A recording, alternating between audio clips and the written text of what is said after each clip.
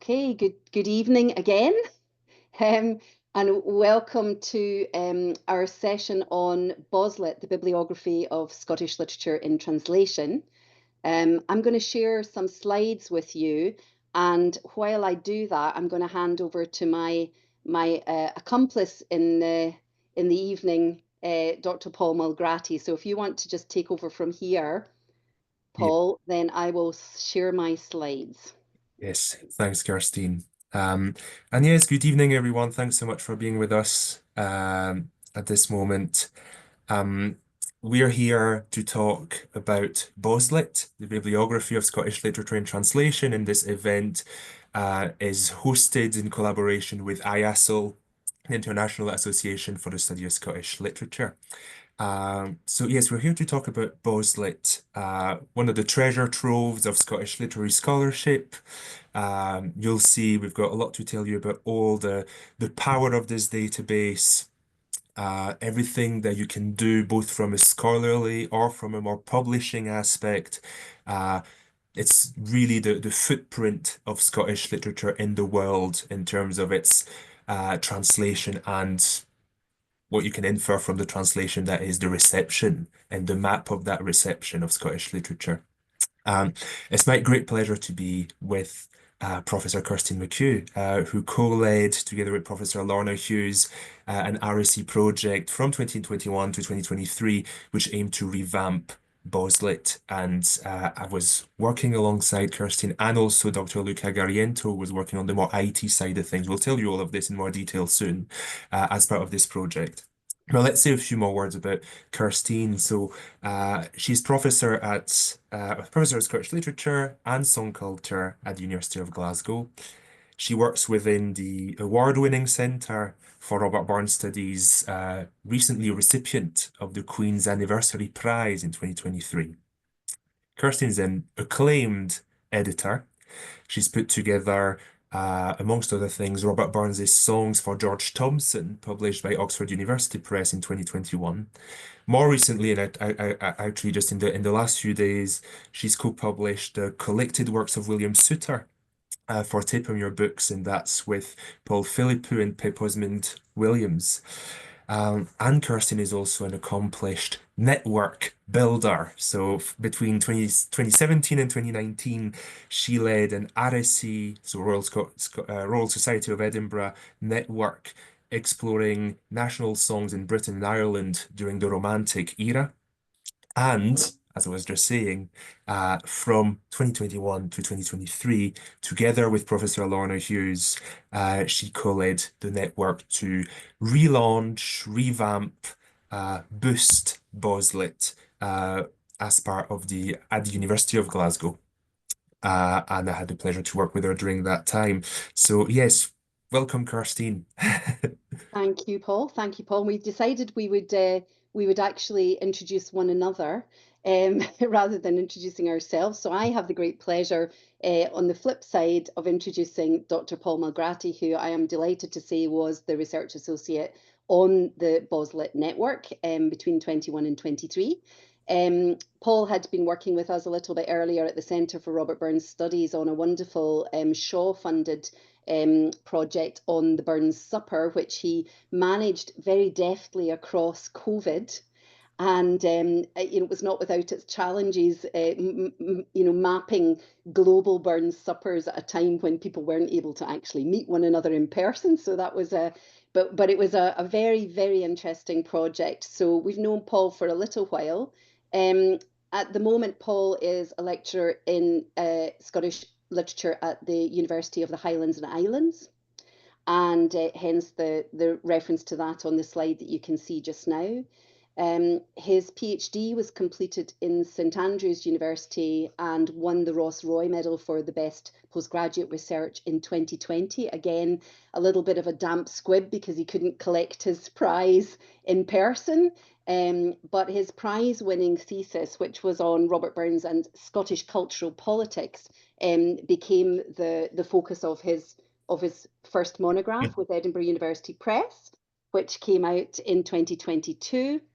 And he is a scholar to watch at University of Highlands and Islands. He is currently editing a collection of essays on Scotland and France with Donna Heddle, Professor Donna Heddle at UHI. And Paul's also a very talented poet. So his poem Écossaise was published the year after his first monograph. It's a beautiful short collection of poems, really focusing on the Scots language and the French language.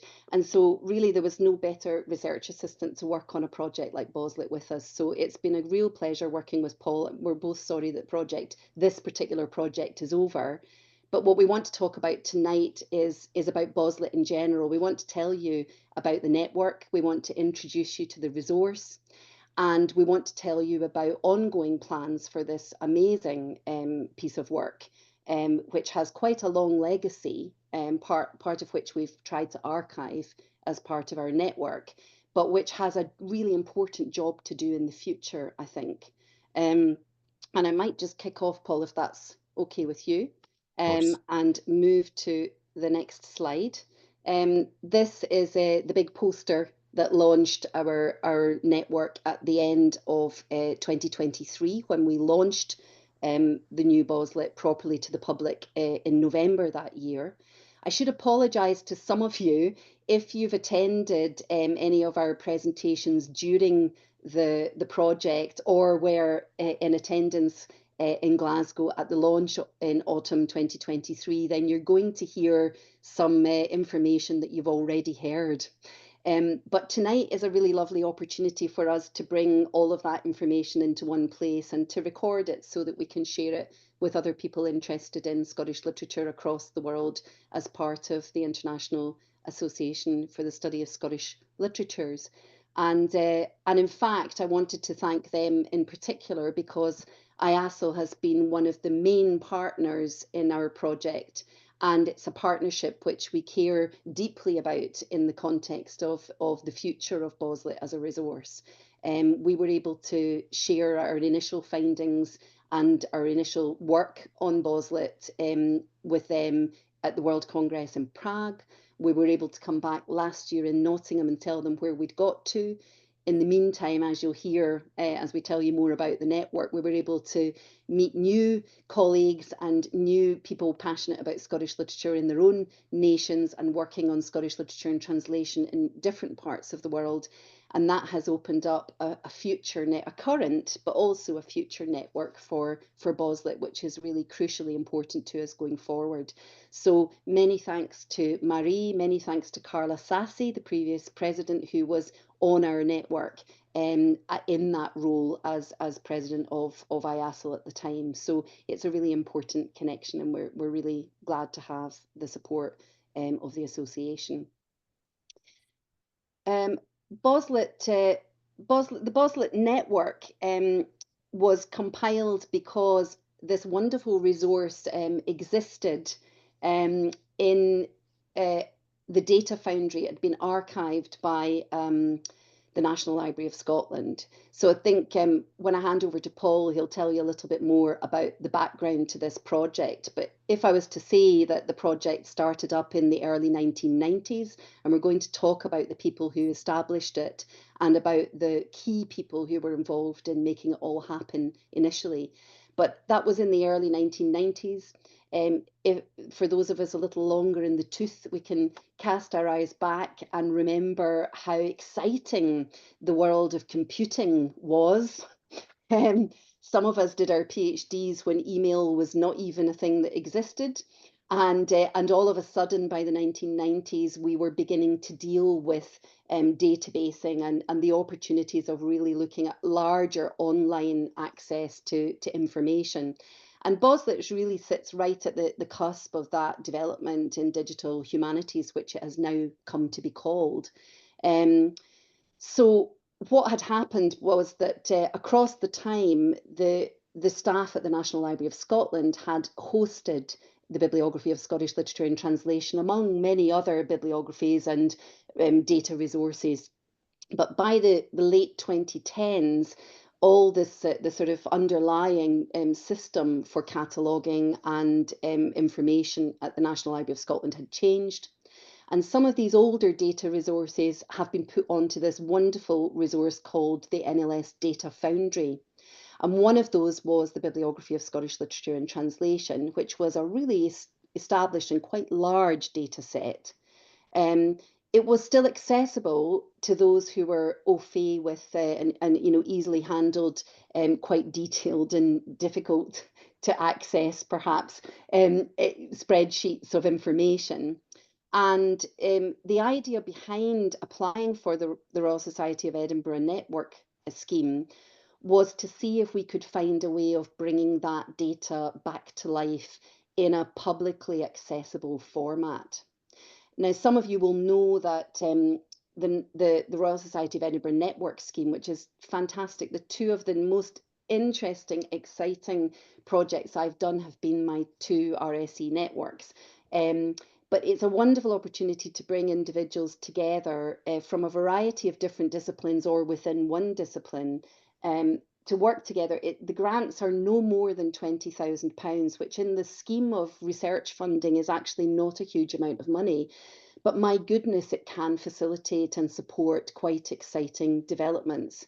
So we applied to them to bring together a group of people who had had past association with BOSLIT, in fact, had been key individuals in the setting up and the populating of the data for BOSLIT, but also to bring together some international specialists, some digital humanities specialists, and to bring together partnerships with various organisations, including IASSL, really to explore not just releasing that information into the public arena again, but to explore how an older database from the 1990s could be brought up to speed for the 21st century and how we might look at its longer term sustainability. A lot of you will know that these resources are very hard to find regular funding for. So an organisation has to take on the responsibility for a resource, and in so doing, it has to give some kind of overhead, some kind of financial support to that resource. And institutions, organisations, higher education bodies are not always interested in doing things that require year-to-year funding and support. So exploring ways in which we might sustain a resource like this, fill its gaps, build it for the future, was one of the main aims of the network. And I'll look at, in a few slides' time, I'll take you through what our aims and our objectives were. But this on the screen just now is the team that we pulled together. The two of us who were running the project were myself in Scottish Literature at Glasgow and my colleague, Professor Lorna Hughes, who was unable to be with us tonight, who is the Professor of Information Studies at Glasgow and is somebody who's spent a lot of time working with digital humanities resources. And we were able to appoint, and actually, I'm not telling any secrets here, we were able to appoint Dr. Luca Guariento as a digital officer, and more than half of the network funding went to give Luca time to actually pull all of that data across into a new open access platform, which we'll show you shortly. And Paul came on as a research assistant to help us supply all the other stuff around the database itself, which he's going to show you shortly.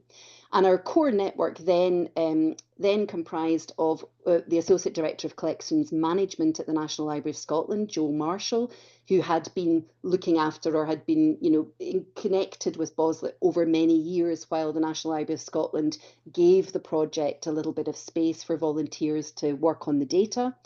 Anne Matheson had been a former NLS librarian. She'd been a member of the previous steering group for BOSLIT, which is where I met a number of the individuals on the network.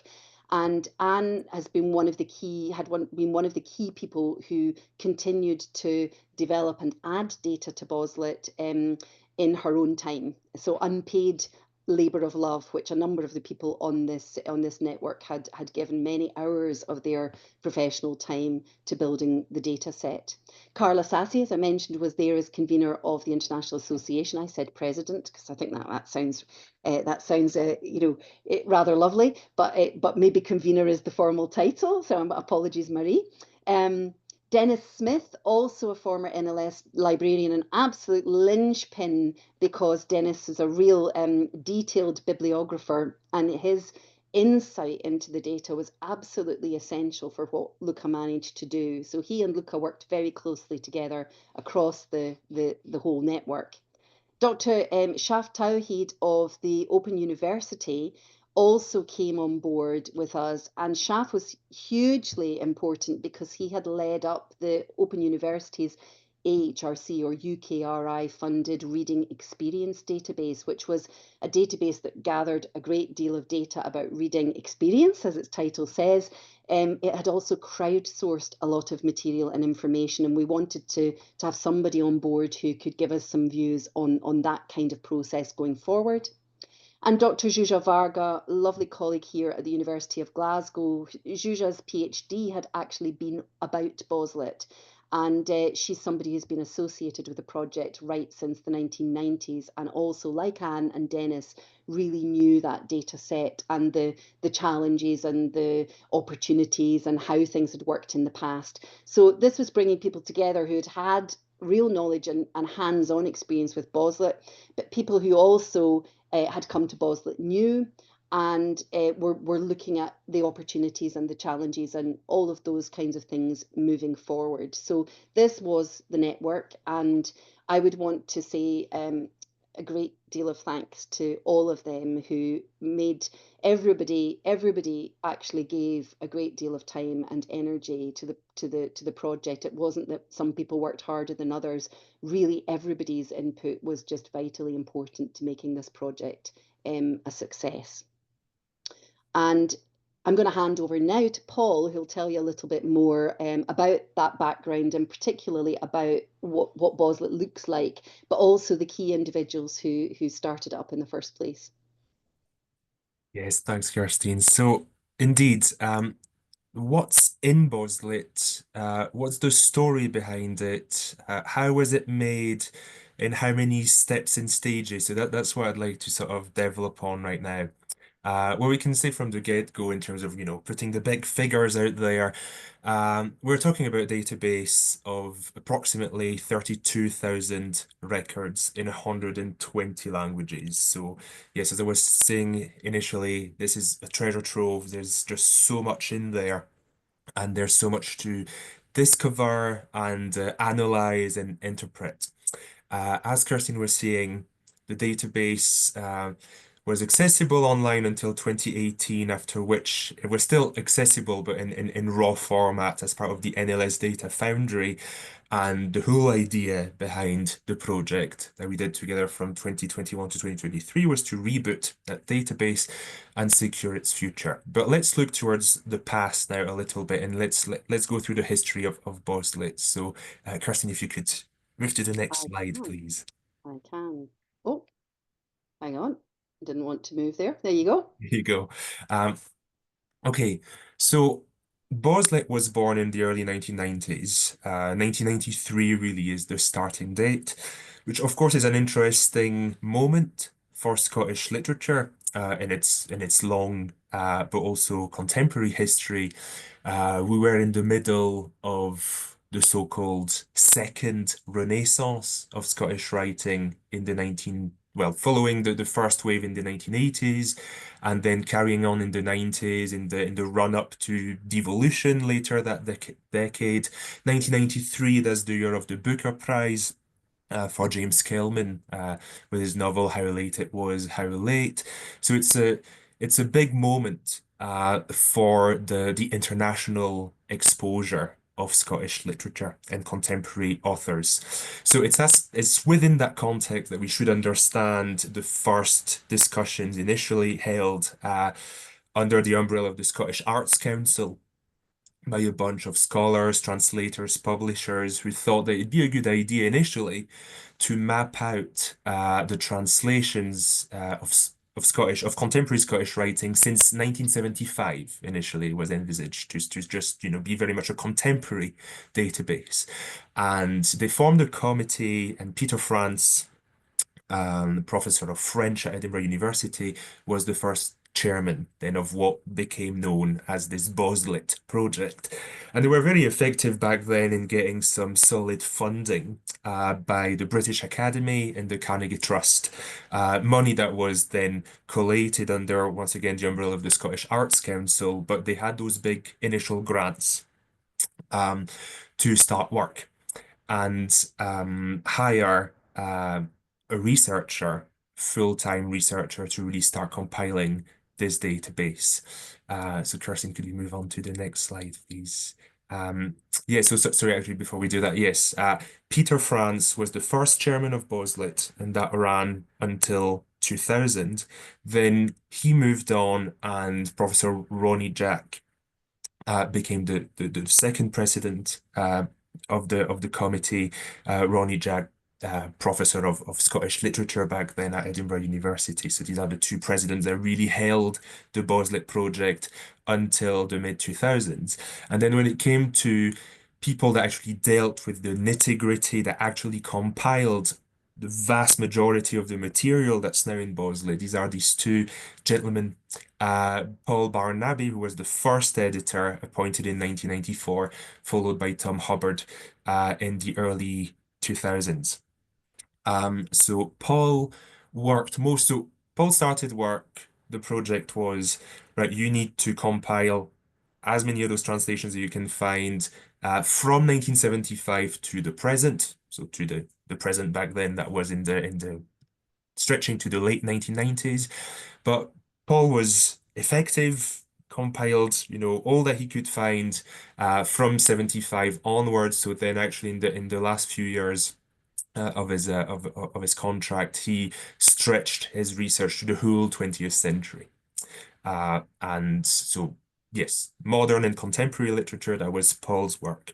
Then Paul moved on and Tom came in, and Tom's focus was to be everything pre-20th century. So by that point, clearly the ambition of the project had grown. It was not just meant to be a contemporary database, but just a database of the whole of Scottish literature, all the translations that you could possibly find of anything that's been possibly published as part of Scottish literature, more or less. And Tom focused essentially on the 19th century, so much work to do on the 19th century, of course, but also produced a very decent coverage of older translations as well, stretching back to the Middle Ages. Could you move on to the next slide, Kirsteen, please? Might be worth saying, Paul, if I can just interject there, that both Paul and Tom were incredibly supportive and helpful, and Paul Malgrati, Paul will show you later some of the materials on the blog that we created, which capture some of that activity and input. But the two of them are still really supportive of BOSLIT, and Tom in particular has been amazing. And Paul was ill at the time of the launch, but Tom was very much there and part of the launch of the whole thing in November 2023. And it was a particularly lovely thing to have him, and also to have Peter France there in attendance when we launched the database at the end of the project. But there you go, Paul. That's right, absolutely. Yes, so yes, it's true that the work that we've done was in tandem, definitely with Paul, Tom, also Peter, who came at the launch, and I'll show you. Yeah, you were referring to it, Kirsteen. I'll show you just in a bit some great articles that we commissioned from Tom and Paul, reminiscing on their work. Two really insightful articles to read. I'll just tell you a bit more about those in a little while.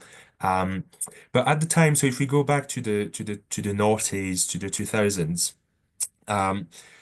to the mid 2000s more specifically. So by that point, BOSLIT was really coming together. Paul's contract had happened. Tom was finishing his, and really that's when the database was made accessible online by then. And scholars went about, building on the database and feeding that into scholarly work. You might have come across one of those three books, quite, very useful series for anyone working on Scotland, the wider world, Scotland in Europe, or Scottish Romantic literature. So there was that series piloted by Bloomsbury, starting with the reception of Ossian in Europe that was edited by Howard Gaskell, and then two further books edited by Murray Pittock on the reception of Walter Scott and the reception of Robert Burns in Europe. And those three volumes, so still, very important volumes in the field still currently, they built at the time on BOSLIT. They collated data, looked at the reception of all of these authors in various European countries, and BOSLIT for most of those entries, most of those articles, really provided some of the raw materials. There were some further books published on the back of BOSLIT as well. They'll be on the next slide. That's the Edinburgh History of Scottish Literature, edited by general editor Ian Brown. So yes, here there again, sort of master three volumes that made heavy use of BOSLIT in mapping out the reception of Scottish literature across the centuries. And also in 2006, that great book edited by Tom Hubbard and Ronnie Jack, so obviously two stalwarts of BOSLIT at the time, Scotland in Europe. So just to show that, in the heyday of this first phase of the BOSLIT project, at the end of this first phase that started in 93 and really, led to compiling most of what is still in the database in the mid 2000s, this is when you had this flurry of publishing and scholarly work really building on everything that we can learn from the database. So if we move on to the next slide, now I can tell you a bit more specifically. So what have we got in there?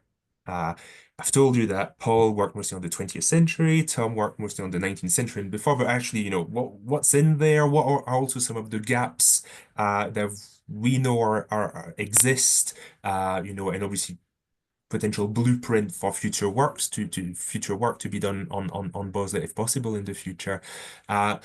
But yeah, so some figures BOSLIT contained, in fact, that's a figure from 2021. I'll tell you why we should probably update that figure. But anyway, when we started the project, we were talking about 32,606 records in 120 languages from the Middle Ages to the early to mid 2000s. The oldest author on BOSLIT, included in BOSLIT, is the scientific Michael Scott, who was a biologist and a physiognomist from the late Middle Ages and actually Renaissance period here, so 1494. The first creative writer, the first littérateur in there is George Buchanan, with his poems translated into French by an equally famous French poet, Joachim du Bellay. So we can see here already how just by looking at the first few entries, there are great stories to be told already just from what we find in BOSLIT. The most recent entries are the Gaelic poems of Mark Mac and Turner, translated into English in 2018. So that's what brackets BOSLIT in that database. Now, when it comes to the coverage, so the coverage of the 20th century, that's the most extensive and the most important part of the database. That accounts for 70% of the total bibliography, and that's Paul's work mostly, which stretched for 6 years, right? So Paul had definitely like a lot of time to go and find as many records as possible covering the 20th century. Tom had 4 years to look at the 19th century and beyond.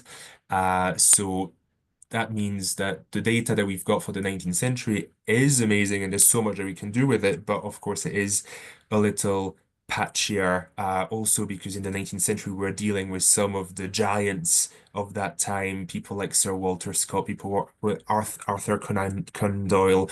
And, that means also looking at more than 200 years when it comes to the early poems of Walter Scott, for instance, 200 years of translation. So we know that there are gaps in there. When it comes to Arthur Conan Doyle, it was actually decided initially by the BOSLIT committee to not look at translations from him due to just the enormous mass of material and the risk to just lose oneself in the translations of Conan Doyle.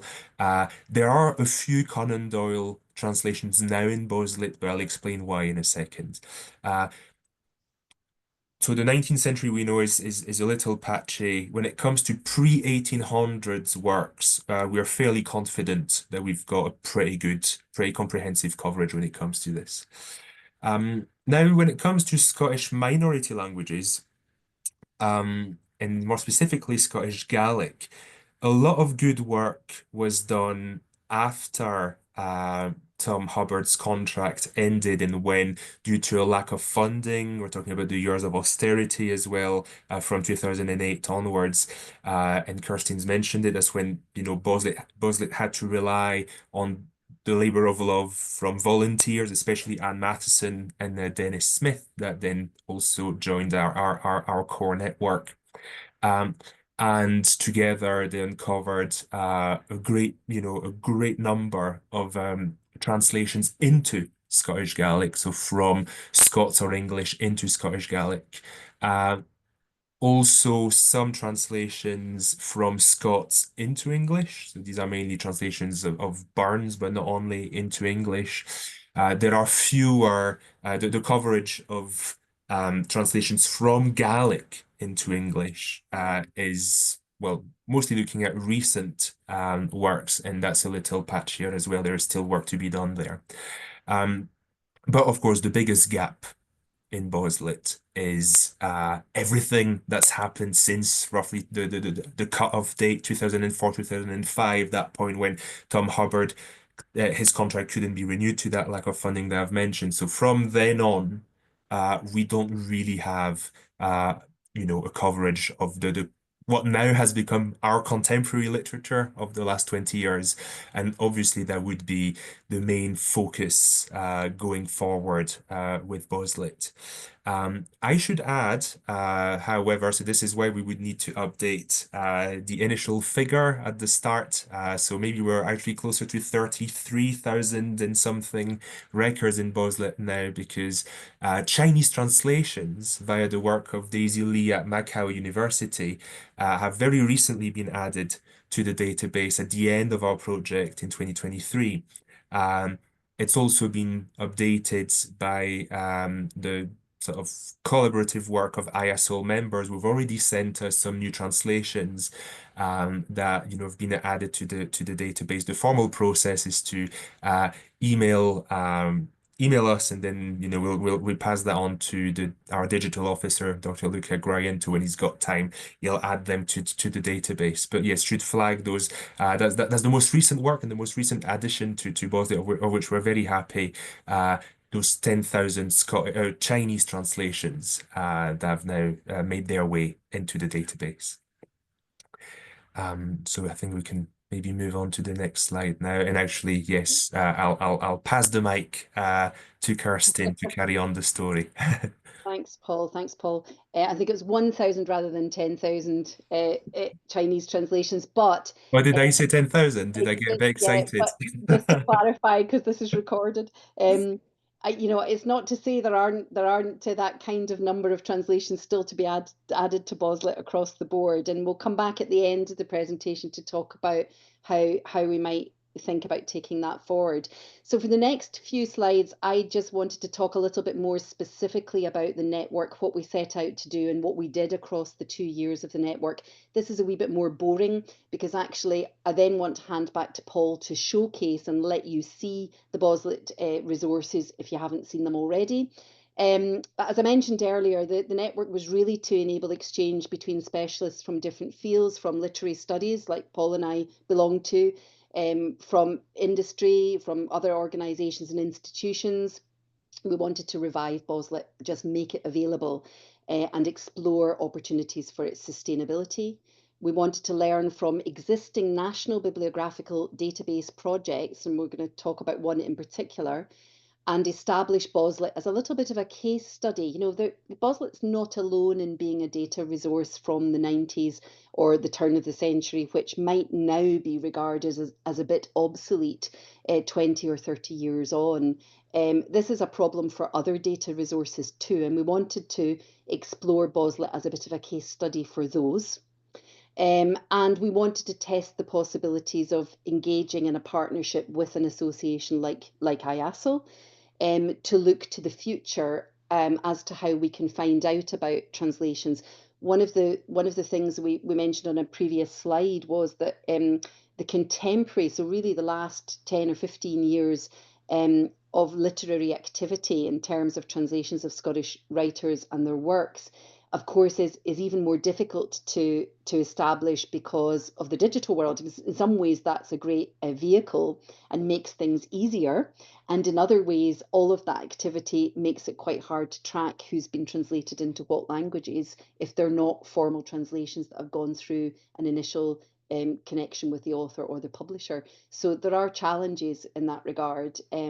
But we wanted to test the possibility of seeing what BOSLIT could do and how it might also be able to generate an interest in Scottish texts that haven't been translated in certain languages and maybe deserved a translation in those languages. And we'll come back to telling you a little bit more about what we managed to achieve in that regard.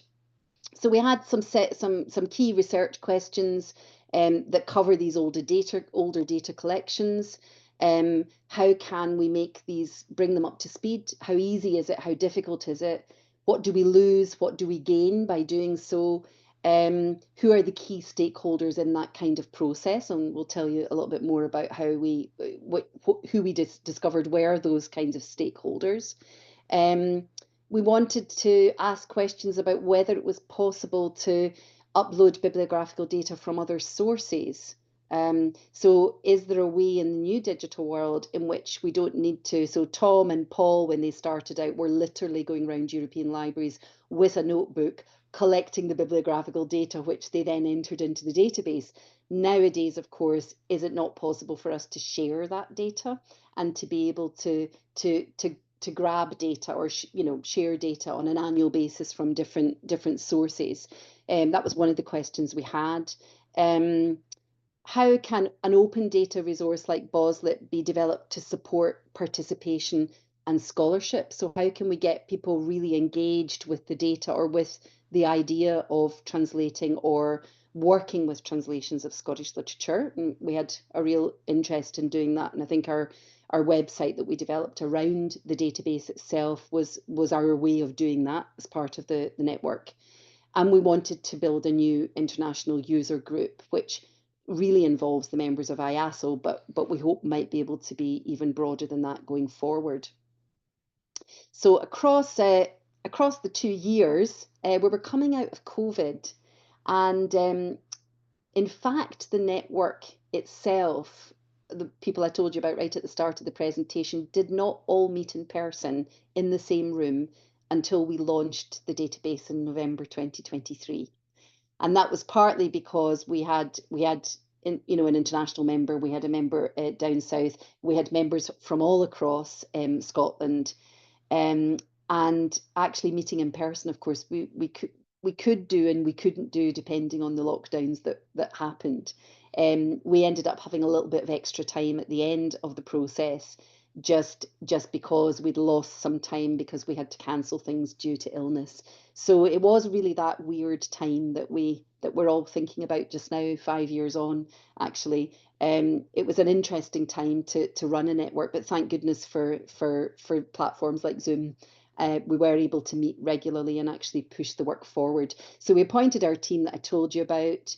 We set out to explore some of the data management issues. We wanted to find an open sourced, we wanted to find the right, easily accessible technology that we could use to pull this data across and make it accessible. It took quite a long time for us to identify what that would be. And eventually it was the Omeka platform that Luca identified. And that's the one we set off with. We wanted to build a front end that we could create a database around. We wanted to commission some materials for that database. Paul mentioned that, and he's going to show you some of that. And that was all to be launched basically after the first phase, as we headed into the second year of the project. So we launched a lot of the blogs and some of the website in January 2022. We also started discussions in the first year with the National Library of Scotland on potential collaboration around data collection and management and the future sustainability of that. And then in year 2, we continued plans after we'd launched the blog to commission the case studies, which Paul will show you shortly. We then met with colleagues at IASSL. Some of you were probably there in Prague, that wonderful, wonderful conference in Prague. And we were able to present the first kind of beta version of the database to share with colleagues there. And there were some really fantastic conversations we had. And I noticed, I think that Ruggiero is here tonight. He might tell us a little bit more about that at the end of the presentation, because he became quite a key person for us in BOSLIT. But we made connections with other colleagues who were then able to say, gosh, I didn't know that BOSLIT existed. Some younger colleagues who were working in translation, working in Scottish literature and translation, whose translations were not on the database, and they were able to then send us those, and we were able to ask them to sort of test out how some crowdsourcing might work in order to capture data like that from scholars who are identifying things and gaps, identifying new texts for us. We built the network a little wider. We presented a panel at the MLA conference in January 23, and we contributed some little short articles about BOSLIT for a supplement of the BOTLIMP published by the Association for Scottish Literatures. We conducted 2 workshops in that second year, one that looked at the long-term sustainability of data capture. That was with the NLS, where we identified that that wasn't really going to be a secure future for BOSLIT. But we then, on the basis of that, set up a separate meeting with the World Cataloguing Organisation, OCLC, which was actually a really interesting and useful meeting. It does mean funding is required for us to do that, but if we had the funding to be able to download the data from OCLC once a year, that would really be a surefire way of capturing year-on-year translations of Scottish texts, and it would be a wonderful aim for us to have that. Whether we can get somebody to pay for it every year is another question. We also conducted an online workshop with writers, translators, and publishers at home and abroad. That was the workshop that brought us the Chinese translations and the connection with Daisy, which was fantastic because we were missing a lot of Chinese translations. And it also enabled us to look at quite a large set of data from another source, which we then needed to get into a format that we could then pull through onto the new database. So it was a really good opportunity to try that out. And as you know from Paul, that's already been added. And that meant that by the time we got to November of 23, we were ready to launch this new database. Since then, in the spring of last year, we completed our report for the RSC, which was looking at the sort of future strategy for what we've managed to do with the network, but what things we knew we now still needed to do and how we might be able to take those forward. And in the summer last year, Lorna and I took part in a digital humanities roundtable with colleagues in Germany at the University of Mainz, and presented again to the IASSL's World Congress in Nottingham. One of the things I haven't mentioned there is that when we were in Prague in 2022, we were able to connect with colleagues at the Czech Academy of Sciences, where the National Bibliography for the Czech literature is based. And we developed a really strong connection with them, which led to some quite exciting discoveries and to an ongoing partnership that I'll talk a little bit more about later on in the presentation. But I'm going to stop sharing the screen, and I'm going to hand over to Paul, who's going to share his screen and just for the next few minutes talk you through some of the resources, the commissioned articles, and let you see the database in action for the next bit of the presentation. So I'm going to stop sharing, Paul, and I'm going to hand over to you to do that bit. Thanks, Kirsteen. Can you see my screen now? Yeah, we can. Yep. No, Mary, you're nodding off. No, I can't. I can still see Kirsteen's screen. Okay. No, I think that's Oh, okay, now I can't see your screen Yeah, anymore. I Yeah, think it was your screen, Paul. I I think think because we're showing the same thing. on the Oh, same right, thing. okay, okay. Okay, So was so that yours then, the blog? Yeah, Paul, Sorry, it's yeah, definitely that's your fine. screen, Paul. I can see that. good. Okay. So yes, I'd like to show you now two things. The blog that Kirsteen mentioned and that was part of the project and showcasing the project. And then I will go on to show you the actual database and the catalog online. So let me go on Google and yes, click. Okay, so that's the blog. And that's the welcome page of the blog with the little video that Kirsteen made at the start, just explaining the project. So what's in that blog and what was the rationale behind it? So the whole idea was to have a blog that we could use to showcase the project, to record aspects of the history of BOSLIT and the aims of the project. So the little history that I ran you through just there. There's a written version of this on the blog. It's slightly actually I love that photo. By the way, which is a photo of Paul Barnaby working during the mid 90s, and really it shows you uh, how recent and yet how far this all is, and really the sort of heroism that went into obviously compiling a database with this kind of technology that we've got now would be a much more streamlined process. But that's a great piece of archive here. So yeah, there's a written version of the history that you've just heard. And we've also got a presentation of the project and more details about who was involved. But really, the key part of the blog, that's the blog itself. In other words, these are the articles. We've got 15 articles in there. And these articles aim to do three things. So they aim to give news and updates about the project. This is why the latest entry is an account of the launch that took place at the end of 2023. So that's what we're aiming to do, but we're aiming to do two other things. One was to have this archival or almost sort of living history approach to BOSLIT, which meaning to record in writing uh, the memories and recollections of Paul Barnaby and Tom Hubbard. So this is why here we've got BOSLIT in the 1990s, an article by Paul reflecting on his work and on the 20th century section of the database. It's a very interesting article. Really recommend reading it.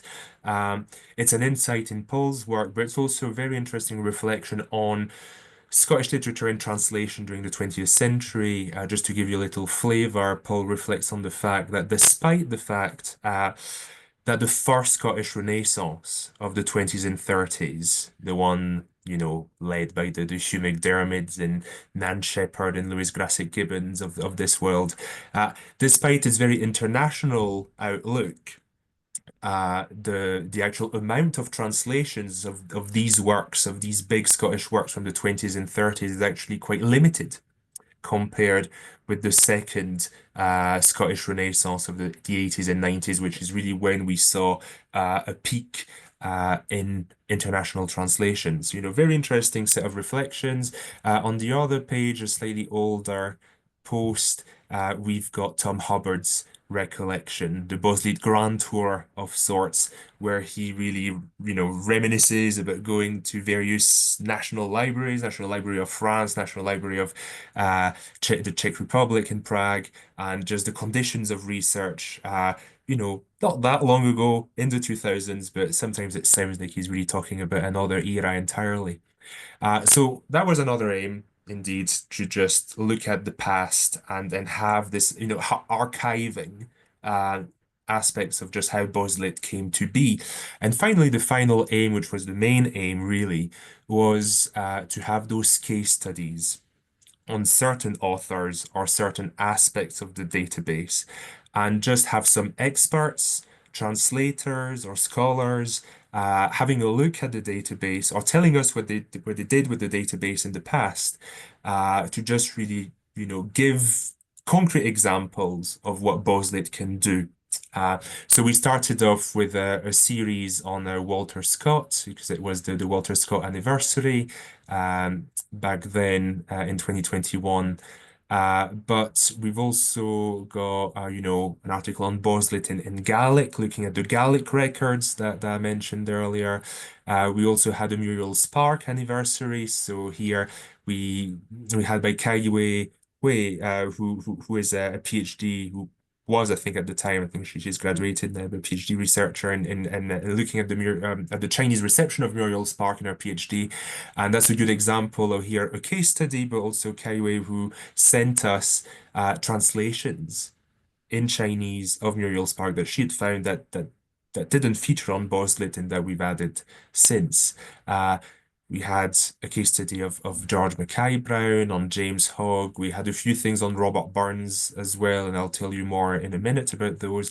And yes, and we had Ruggero Bianchin, who's with us this evening, and you had your blog post, very, very interesting on how your PhD looking at translations of older Scots poetry and Romance languages, how just having access to BOSLIT changed a great deal to the sort of material you were able to identify, and really just made the whole, help with the whole process. And here we can really see just, the difference that BOSLIT can make to actual research. So that's the blog, and I invite you to go and have a little browse and have a wee read, because, everything is obviously interesting and relevant about BOSLIT itself, but it says just there's an awful lot to learn about the various authors that I've mentioned.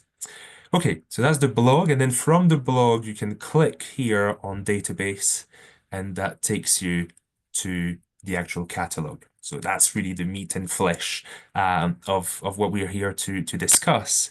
That's the catalog itself, which is linked with the blog. And then if you go and click explore the catalog, this is where you can do your research. So I've done already, I've done a search already to show you. It's, I just typed here confessions, looking mostly, having in mind the Confessions of a Justified Sinner by James Hogg. And I sorted it by date and then clicked on ascending, so going from the older translation to the most recent one that's in the database. And immediately we were able to map the reception of that book. So if we click on the first one, we find what indeed was the very first translation of the private memoirs and confessions, which only happened in 1948. I don't know if you know the story, but it's the French novelist André Gide that came across it, thought it was wonderful and ought to be translated, and co-piloted first a translation with the small editor in Switzerland, in Lausanne. The Margaret co-starred the publisher. So that's the very first one. But then we see, if we come back here, we see the publication, the second translation with a different title. This time, Confession du pécheur justifié. The first translation was a Confession d'un fanatique, the confession of a fanatical. So we see here also we can just study changes in the choice of titles. But here we see the Paris edition, this time really piloted by André Gide with his Parisian friends. So that's the 1949 edition. And then from then on, so we see really where it started. And then if we keep on going, we'll see then a German translation, an Italian translation, a Dutch translation, Italian, Portuguese. And then if we even keep going further, we find, I think there should be a Japanese translation in there that I'd noted before. It may well be that this, you'd need to do a different type of research here to find that you need to. So yes, there are different ways that you can search. Here I was just showing you, basic search function. You can basically map out the reception of a novel of your choice, or of an author, and then sort it by date, sort it by language, etc., etc. So, very quick, very effective. And if you've got, an article to write on the translation or reception of a given author or a given book internationally, well, really, this is 100% the best resource for it.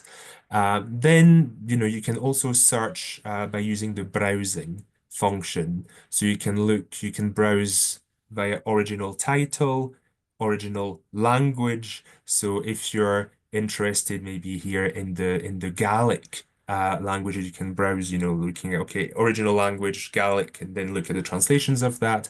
Then probably the most useful is translation language. So, if you're looking at the translations into French, into Chinese, into Russian, etc. And then, of course, very useful is to look by author, then by country, and there's also a list of subjects.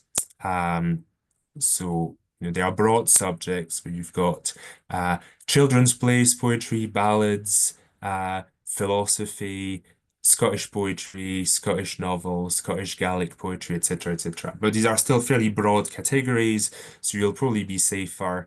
I mean, it all depends what you want to do. But looking at all our list of authors, you can use the Chinese characters that have recently been added as well. But yes, so we've got our very, very extensive list of authors that you can just use as well. So this is basically it. This is the catalog. You can use also those functions here if you want to refine your just raw search in that section. So yes, as you can see here with James Hogg, you can very, very quickly just wrap your head around fairly complex historical and cultural phenomena when it comes to the reception of a given book and really trace the countries and the countries where it was published, the publisher, the dates, etc., and everybody who was involved in that process. So that's the catalog. Now, I would like to share a few more things with you. Let me just move this. Yes. Okay. So I've got a few more figures, and what I would like to do as well is to tell you a little bit more about what's in the catalog and in the database. And I would also just use a bit of a case study on Barnes's translations because it's something that I'm a bit more familiar with, and I can, just go in some detail to show you what we can learn about the reception of Robert Barnes, thanks to some, just a broad brushed, sweeping sort of view of the database. So yes, just some more data. These are the most popular dates for BOSLIT entries. So that's interesting because it just shows us also that's a reflection of the inflation of translations of Scottish literature in the contemporary era. That's also a reflection of Paul Barnaby's extensive work and the first plan for BOSLIT, which was to be a database from only 1975 onwards. But yes, if you're looking, if you're a specialist of the 80s and 90s, really it's as comprehensive as BOSLIT gets in terms of its coverage. Then, if we look at the main nations and the main languages that are involved in BOSLIT, so we find an interesting top five here with Germany that comes first and then French second. There's several reasons that we could think about here. Obviously, the historical links between Germany and France and Scotland. Germany links that go back possibly to at least Goethe and the Sorrows of Young Werther and the links with Ossianism and just that romantic partnership between Germany and Scotland. Although there again, this is, broadly speaking, there would be so much more to say. There is, of course, the connection with France via the Old Alliance and some of the long-established links between both countries. Also, the fact that both Germany and France were big publishing and translation hubs from the 18th century onwards, really.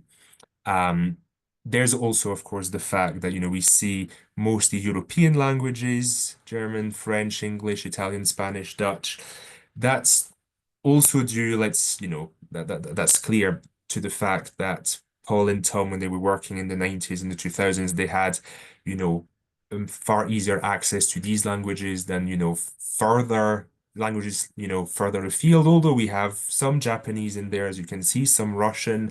We should add the Chinese data that's been recently added. But of course, going forward with BOSLIT, looking beyond Europe is also something that will be on the agenda.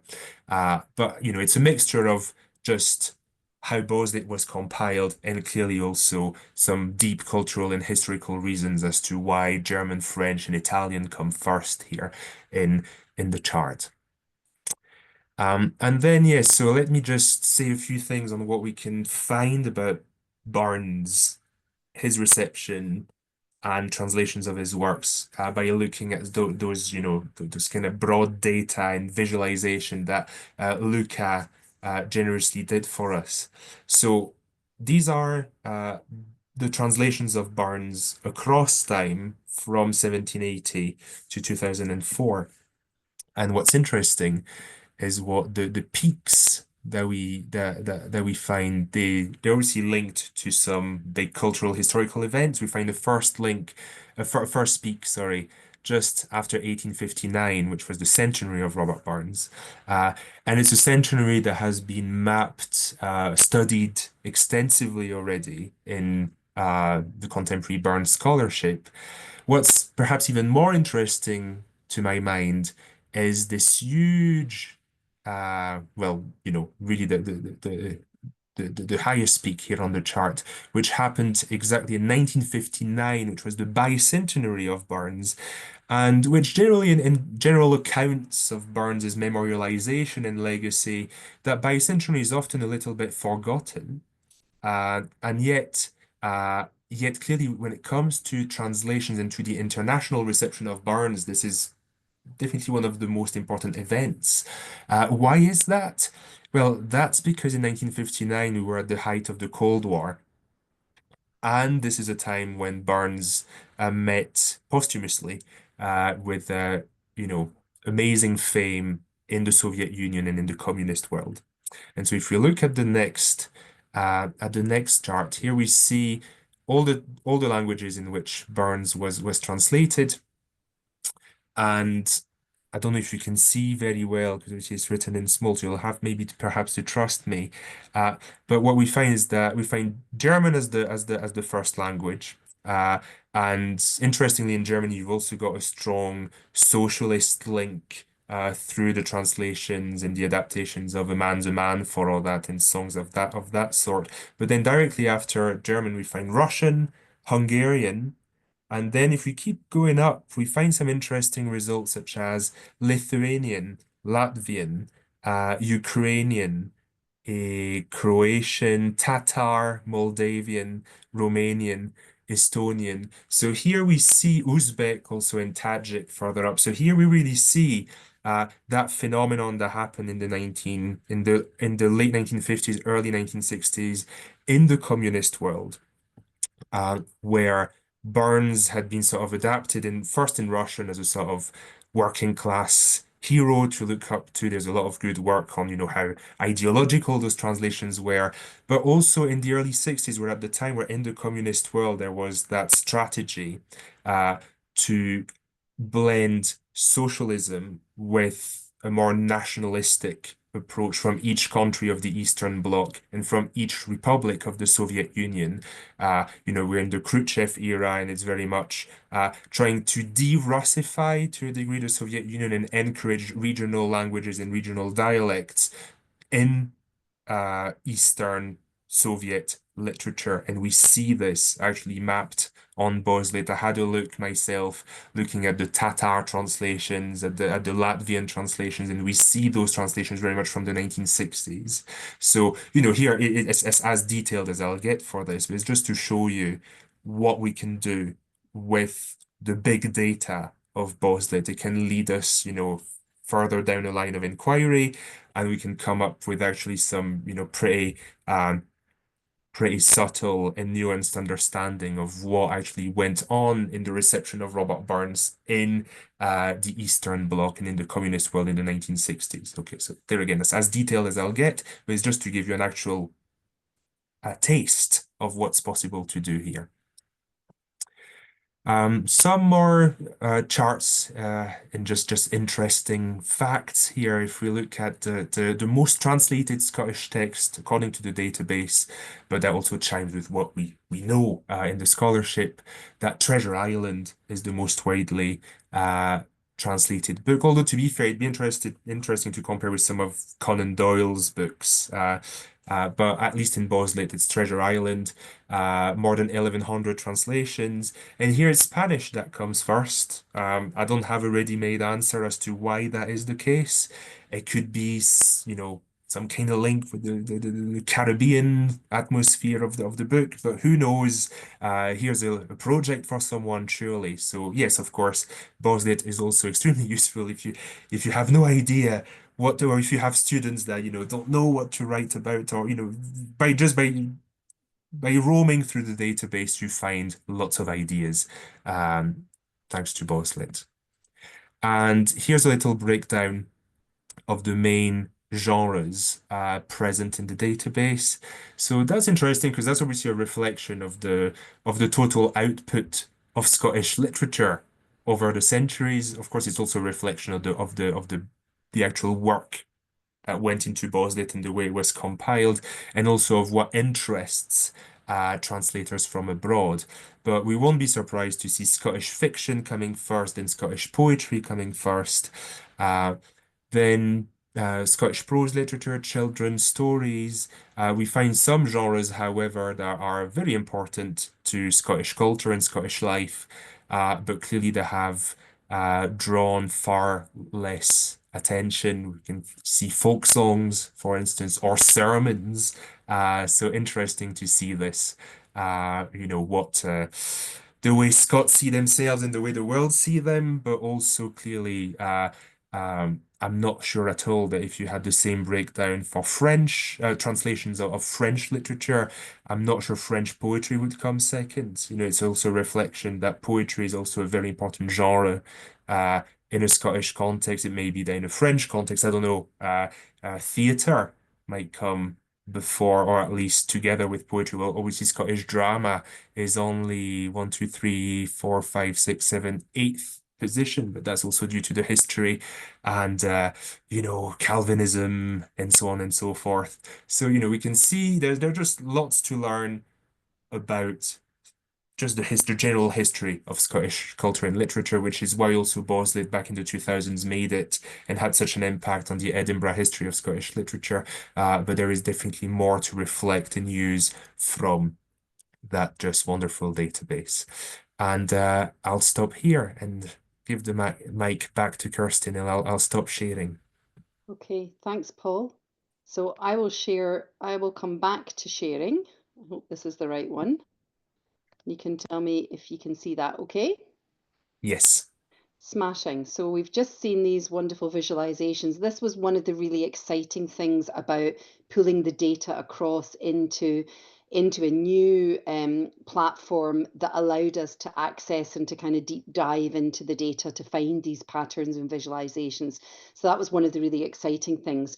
And I'm just going to finish off our presentation by telling you a little bit about where we are now. But just before I do that, I wanted to draw attention to one of the most exciting things about the launch of the data, because I mentioned earlier on that we had worked quite closely with our colleagues at the Czech Academy of Sciences, the Institute of Czech Literature, and particularly Wojciech Malinek and his team. Wojciech wasn't able to come to the launch in November, but his colleague Andre was. And they are involved in a European literary bibliography, which is currently in a beta form and includes national bibliographies, literary bibliographies from a small number of European nations, including the Czech Republic. Finland is in there. I think one of the other Scandinavian countries in there. France is in there.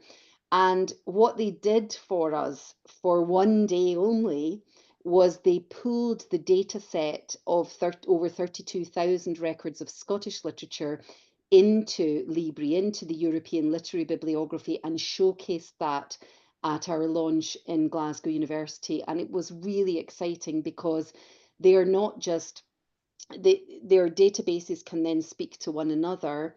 And these patterns of visualization and additional wiki data about writers, translators, particular texts makes this into the most exciting resource where you can see the connection between translations and translators from different parts of the European continent and elsewhere. And you can see timelines and particular highlights and lowlights in terms of chronologies and moments of historical activity. And Scottish literature could be brought into conversation with these other networks and other national literary databases. And it was just so exciting. The process of pulling that in also also underlined certain issues that they would have with the data from BOSLIT in terms of cleaning up particular aspects or particular gaps. But the opportunities and possibilities then in front of it was really exciting to see that. And it was just a really interesting opportunity to see what might be done with the kind of data that we have. And they were mighty impressed with BOSLIT as a national database because it's a significant size of database. It's not insignificant. It's really a big batch of data, and so they can do really quite exciting things with it. So it really whetted our appetite for future stuff. Ruggero, who's here today, also made a lovely little video. Our time is moving on and I'm not going to show his little video, but if you click on our blog and you see the blog of the launch, which Paul showed you earlier, Ruggero very kindly made a little vlog for us. He interviewed some of us and he just talked about the database in general. We're really grateful to him for doing that. And you might like to have a wee look at that as well. But it was a really wonderful way to kind of conclude our launch. Colleagues and friends were really happy to give us fantastic quotations about just how important the BOSLIT database is for our discipline and for global recognition of the significance of Scottish literature. So Ian Rankin, a writer associated with BOSLIT back in the 1990s, and a writer whose many translations of his novels are available on BOSLIT's data, not the most recent ones yet, but we're hoping to sort that out in due course, talked about how important it is as shining a light on our nation's international reach and detailing so many cultures and languages which have shown an interest in our literature. Marie gave us a lovely quotation about IASSL's involvement, how important the resurrection of the database is as really a key moment in the distribution of Scottish literature internationally. And Asif Khan, director of the Poetry Library, talked about the original sort of founder of the Poetry Library, the wonderful Tessa Ransford's involvement with the BOSLIT process right from the very start in the 1990s. That Tom Hubbard was also their first librarian at the Scottish Poetry Library. So some lovely connections between institutions of Scottish literature at home and further afield, and the importance of BOSLIT to one of our kind of leading contemporary writers too. So it was really lovely to have these as a kind of endorsement of the project we had done. What did we learn? Well, we learned that the National Library of Scotland did a huge service to our community by making that, by keeping that data safe in its data foundry, and by supporting the database for such a long time. We learnt that we could reuse and mine the data, as Paul has just expertly shown you, to see patterns, to begin to analyse the data, to explore trends around Scottish literary translation, and hopefully to set up a series of ongoing projects for both students and scholars and people interested alongside publishers and translators potentially. We were really excited to see the wiki data opportunities of tying other information about writers and translators and publishers together across a larger kind of European dimension with our friends from the Czech Republic. And we are continuing to explore those connections with them. We identified that bibliographic projects like BOSLIT are really wonderful opportunities to explore lots of the issues in data or digital humanities, open data, community engagement, engaging with all of you members of IASSL who have helped us to identify gaps in the data and given us opportunities to pull those in. We identified also that there is really a significant European future for BOSLIT and also a wider global opportunity for BOSLIT. So we've not only worked with Daisy and Macau on the new Chinese translations, but we've had communications with colleagues working in Korean and Japanese. So we really are looking at BOSLIT on global terms, but certainly the European connection with Libri and with our Czech colleagues is a really important one, I think, for us to explore, because they've already been there, they've already seen the opportunities that there are in the Libri project. What's next for us? Well, we want to kind of capture the value and impact of the resource for teaching and research in the short term. We think we can do that without further funding, and just to try and explore, even fundamentally as a starting point at the University of Glasgow with our translation studies colleagues, with students in digital humanities and Scottish literature. We have this lovely kind of trio. We also have Celtic and Gaelic there for the Gaelic language, and we also have Scots specialists in our language area at Glasgow. So in the first instance, we want to build more of a connection and see how students can engage more in helping us develop BOSLIT. We want to continue the practice and the partnership with IASSL going forward. And that's already been incredibly rich as part of this project, but we think there's lots more we can do together. We want to explore potential options for this longer term sustainability and connection more with libraries, looking at the long term sort of development of BOSLIT as a living data set. And one of the things we managed to do before the end of the network was to reach out to Publishing Scotland in the first instance. And there is a way in which we can share and capture data of more recent translations of contemporary Scottish writers who are published significantly by key Scottish publishers, first of all. So that's one little exercise, a case study, I think, that we want to take forward with them in the short term. And we want to document our findings about challenging and updating the data that we did so that we can share that experience with others. We've secured funding in the meantime for a student internship between May and July this year, who's going to work with us around that data capture with Publishing Scotland. And he's going to build some of those connections with the key areas in our own university first, but also maybe think about ways in which we can evaluate the impact of relaunching BOSLIT in 2023. Lorna and I are now actively looking at other funding schemes to help support the next phase of BOSLIT, because, as Paul said, the work that we've done has been amazing and exciting because we've at least got that data out there. But there are significant gaps. There are things we really need to do with the data. And to take it forward to the next stage, we really need some more input from digital humanities specialists and bibliographers working in tandem.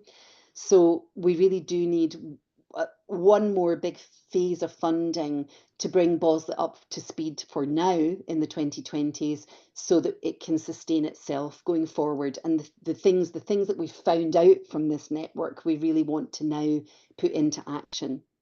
We have an opportunity to publish a collection of essays, which will allow us to reflect on the experiences and talk about some of the things that Paul's raised today with a European imprint of Scottish studies. And we're currently preparing a proposal for them, which will go into them during this summer. And we're currently written into a European Bibliodata cost project with our colleagues at the Academy of Sciences in Prague, which we'll hear about in May of this year. But if successful, that would tie us as BOSLIT into further exploring the connections and opportunities that are presented by that very exciting presentation and the connections and conversations we had with them. So that would be a really wonderful thing if that happened. And if it doesn't happen, I think we'll look for other opportunities to make it happen.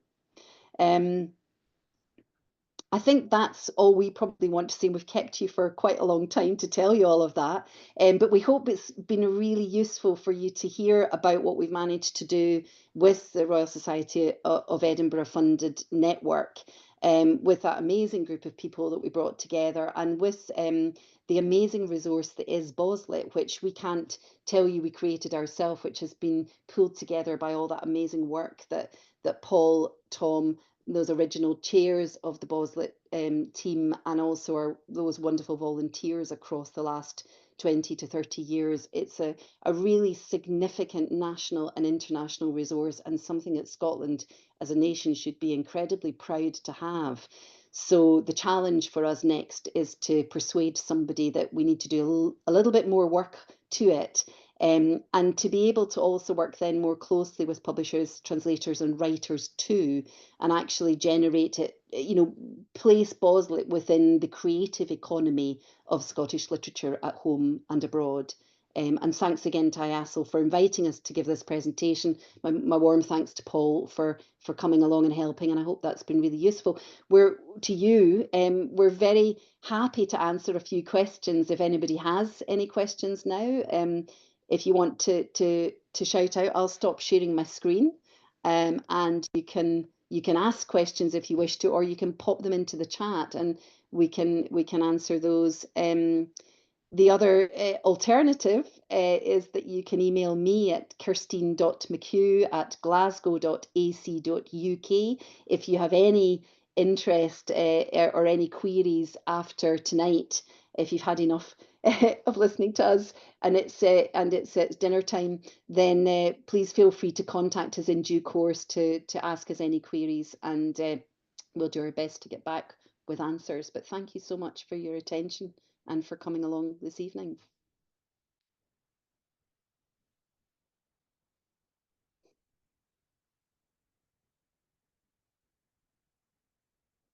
Marie, yeah, fire away. Yes, first of all, thank you so much for this really, really fascinating presentation.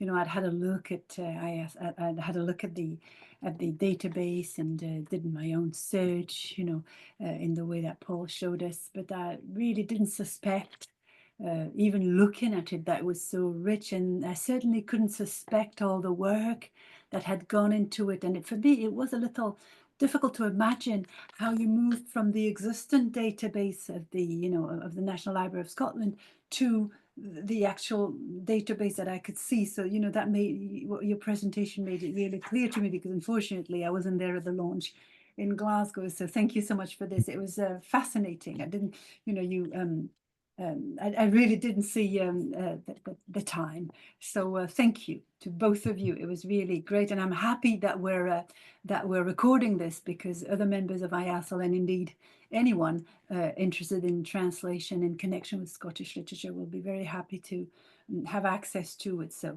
anyway, question. Thank you so much. Thanks, Mary. Yeah. No, it was great. My questions, I'm afraid, are going to be a little innocent and naive, because I really don't know anything about the technical side behind what you did. And when I first looked at BOSLIT, I was preparing, as Paul was saying, I was preparing a talk that I was going to give in Nottingham, actually, on translation of Scottish literature. And I was looking, so I thought, my first port of call will be BOSLIT, obviously, and then, I have my other sources, but I wanted to start with you. And I thought, how can you, and when you were talking, bye, thank you so much. Thank you, Rogero. We'll be in touch. Yeah, thank you. Sorry, Marie. No, maybe you want to say something before? No, I think he's just saying he needs to go. He had to go, okay. My question is, how can you be certain that you've got everything? That's a really good question. Paul, when you were saying, I can tell you that the earliest translation of James Hogg's novel was in 1948. I was thinking, how can you be certain? I mean, where do you go? Yeah. Actually, the first translation of that's just a fun fact. The very first translation that's in BOSLIT of James Hogg is his manual on how to tend sheep, right? Yeah. It was translated in German in 1818 or something like that. But I suppose obviously you you can't be certain. You never know, right? When it comes to that example, it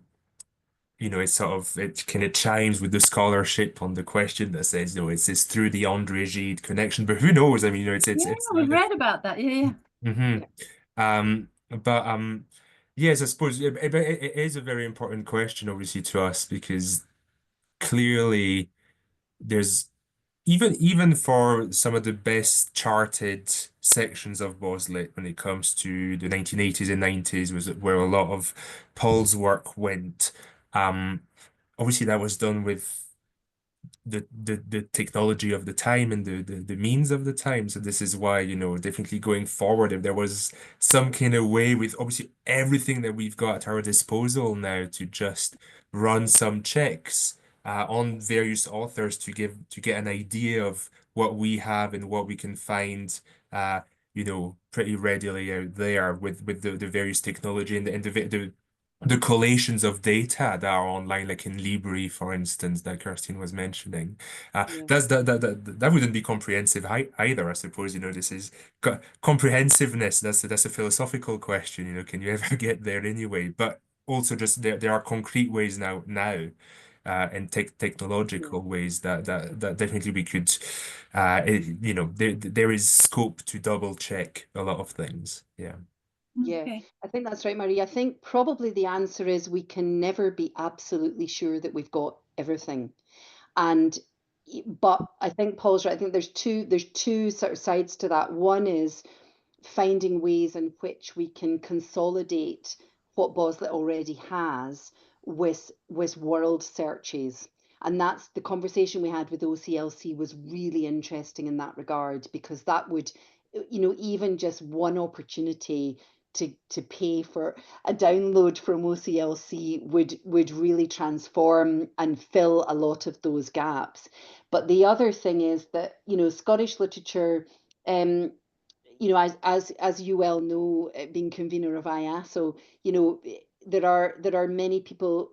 There's a group of people who we really rely on more and more, I think, who are working in that field to tell us if they use BOSLIT and information is missing. And already, so Rogero, whose thesis was kind of changed around by what he found on BOSLIT, because he found translations that he didn't know about. So his PhD took a turn literally while he was at the IASSL Congress in Prague. I mean, it was a wonderful moment for us. It was quite a scary moment for him, I think. But it was a wonderful moment for us because he just said, "Oh my goodness, I didn't even know these translations existed. This is so exciting." But in the process of his work as a PhD student, he was also able to supply us with other translations that weren't there. And I think that kind of specialist scholarly work that the likes of you are doing with French translation, or he was doing with Romance languages, or, Daisy's doing with Chinese translations of Scottish literature is absolutely essential to this kind of database, because it just ensures that we're covering areas that we might not have been able to cover through other technological or digital means. Hmm. But I think probably the bottom line is we can never be sure we've got absolutely everything. No. Yeah. And at the end of the day, a lot of that data, as Paul said, that Paul Barnaby and Tom collected, was in a pre-digital age. So Yeah. I mean, I look at that and I think it is remarkable that we have the database we have, actually, I know. as the result of what was really not a lot of funding and the work of two exceptional librarians and bibliographers, really. It's quite outstanding what they managed to achieve in that time.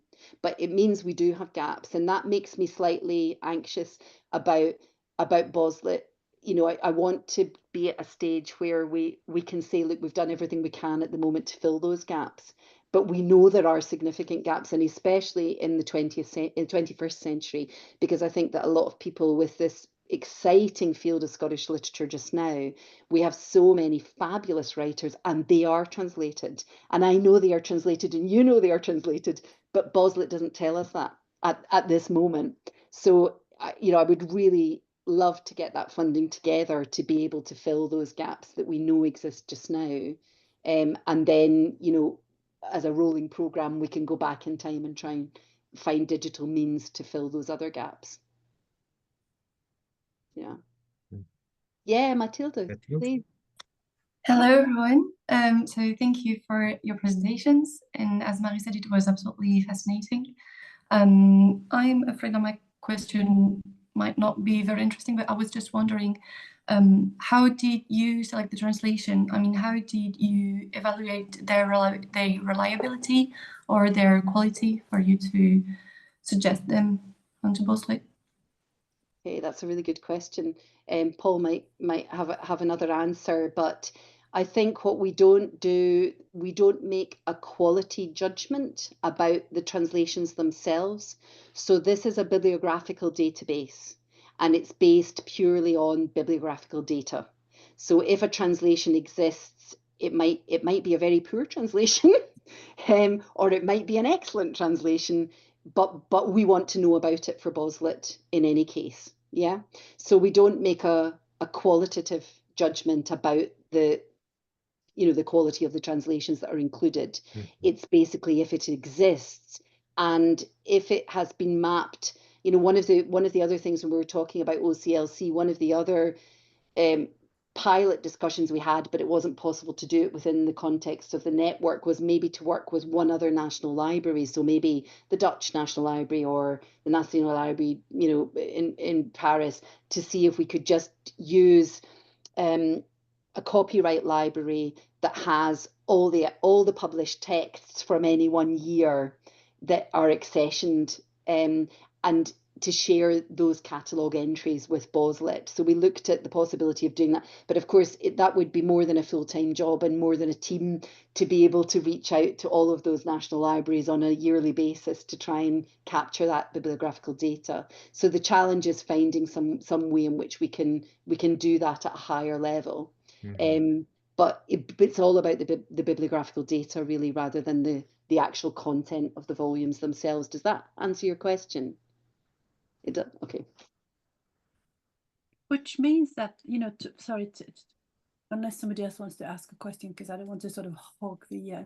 No, I was just going to make a comment, if you don't mind. Go on, please. As a translator, because I've written in to both of you about translations that I've recently published. Some of my earlier translations of Walter Scott and even my first version of the Bruce were already in there in the older database. And I didn't know how to go about getting into the new one. And I wrote to Kirsteen and I finally got a lot of help from Luca. I wanted to say that. And I managed to put them both back in there because I did, the Wallace came out in 2023 and the Bruce, I did the two big Scottish poems and I wanted them to be in there. And now they are. So I wanted to say thank you for that. And I've checked the updates I put in about a couple of things that I'd done earlier on, the Walter Scott's Malachi letters and his, well, I did the Highland Widow and the Two Drovers, and those are now open access. So I put that information in there. So people looking at that now can find those books on open access, which I thought was good. That's really wonderful to hear. And thank you, Fernando, because obviously we don't have funding just now. But Luca, we are really lucky that Luca is a permanent member of staff at Glasgow in digital humanities. He's working mostly on funded projects, but he does continue to find little pockets of time irregularly to do that kind of update. So I'm really glad that that work has managed to be done. And it is worth saying to everybody here, and I'm thinking also of those who are not physically here tonight, but might be watching the presentation later on, that we do want to hear from you if there's material missing, if it's your own stuff, but or it's something that you're working on. Please do reach out to us. Please contact us, because there are ways and means, even just amongst ourselves just now, to try and add that data and make it possible to bring those things up to date. So I'm really glad that we were able to do that for you. And here's another question that arises from that, because he gave me a password and I can now log in and edit things. And my question is, can I only put in my own translations, or if I find out about, say, another translation into Spanish of Scottish literature that's not in there, could I put that in myself, or do I Yeah. have to let you know first? How does that work? I think at the moment you probably need to let us know first, just so that we know that you're doing it. But you're one of the people who then he has given access almost to trial this notion of crowdsourcing. So we haven't been able to, because we didn't really have the funding to roll that out as part of the network. We did try that with a small number of individuals, and you are obviously one of those, so that we can see whether that's something that is sustainable longer term. Part of the problem, or one of the main difficulties with bibliographical databases like this, is that you have to be sure that if you're crowdsourcing, you're setting things up in a way that you're absolutely securing the data in the way you need it, the individual bits of information in the way that you need it for a database like the BOSLIT database. And there are a whole load of kind of, if you let the whole world just access it and put in translations, then you're asking for trouble. So we're trying to find a way. And actually, that was one of the really useful things about having Shaf Tawhid on the network, because the Reading Experience database was a massive crowdsourcing database run by the Open University. So he was able to advise a little bit on that. But it is one of the things we'd like to look at as part of a second phase of funding for BOSLIT, and really to trial that. So that we need to know who it is that's adding the data. But if you have access to do it, yes, absolutely. I think you can add other records if you find they're missing. And okay, well, thank you very much. And thank you very much, and you. congratulations for the good work. Well, thank you. Hugely appreciate it, and I will pass that on. Great. Any more questions? We have kept you a long time on a Thursday evening, and as I say, if you don't have questions just now, and you do have some after the presentation, please don't hesitate to reach out to me. And I can, if I can't answer the question myself, I can find the person on the team who can. So I have lots of questions and comments, so I'll get in touch with you, Kirsteen. oh, great. Thank you. Thank you. Yeah, I'm very happy also to set up meetings. The wonderful thing about this kind of digital world that we work in is that we can do this kind of thing and we can have conversations together. So again, if people have particular, you need more than just an email, then let me know. And it may be possible, if it's really technical questions that you have, I can get Luca to come to that meeting, or if it's work that Paul's worked on, we can pull ourselves together and try and have a conversation with you. We are really happy to do that. This is a really important resource, as I said, and it's vitally important that we continue the momentum to bring it right up to 2025. Yeah. Thank you all so much. Really, thank you for coming. Thank you for your time. Thank you for your input. We hugely appreciate it. And thank you, Marie, for hosting us and for inviting us to do this tonight. Yeah. Yeah, thanks, Mary. Yeah. And to everybody. Yes. Thank you. You're great. Thank you. Good evening, everyone. Yeah, good evening. Thank you. Bye-bye. Thanks again. Bye-bye. Bye, everyone. Bye-bye. Thanks for coming. Yep. Bye. Thanks, Fernando. Thank you so much. Lovely to see you. Okay, yes, great to see you. Take care. Okay. Yeah. Bye. Bye-bye. The recording's still going on, Kirsteen, I think. I'm just going to stop recording.